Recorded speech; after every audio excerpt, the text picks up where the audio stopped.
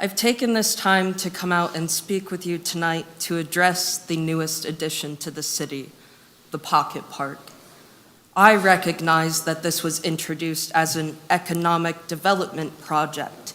You were holding the intention to create a more attractive environment to call in visitors and procure more tax revenue. However, I don't believe this pavilion is going to generate as much economic growth as you initially intended it to. When I first heard about this project, I'll be entirely honest, I was credulous enough to assume you meant an actual park, something that would benefit the neighborhood needs instead of visitors to the city. You decided to rip down mature trees to create something dull and gray when you could have created additional life, a green pocket park. Imagine the space with a lawn instead of mostly concrete, more trees and landscaping, benches and tables tucked into the shaded areas. There could have been native flowers and pollinator gardens, phenomenal public art integrated into the design, and an overall calmer and more visually attractive atmosphere than this over-gentrified space you've created. You made an environment that may be great for live music events and ribbon cuttings, but what about the other 350-some days of the year?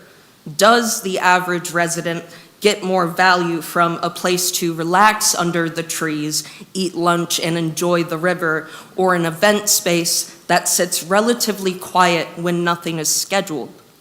The closest destination for that type of greenery would be Pine Grove Park, but that's not exactly in the downtown hub.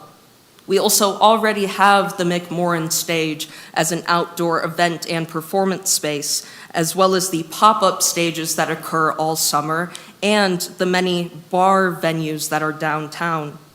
Additionally, as I've read, you've been working on this project for 5 to 7 years now and have spent over $500,000. I'd claim this to be a waste of time, money, space, and energy for everyone involved.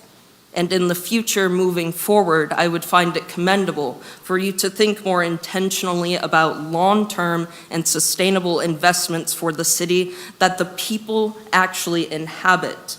I want you to beautify our area in a way that is diverse in nature and complements the natural elements that your citizens are actually craving and looking for.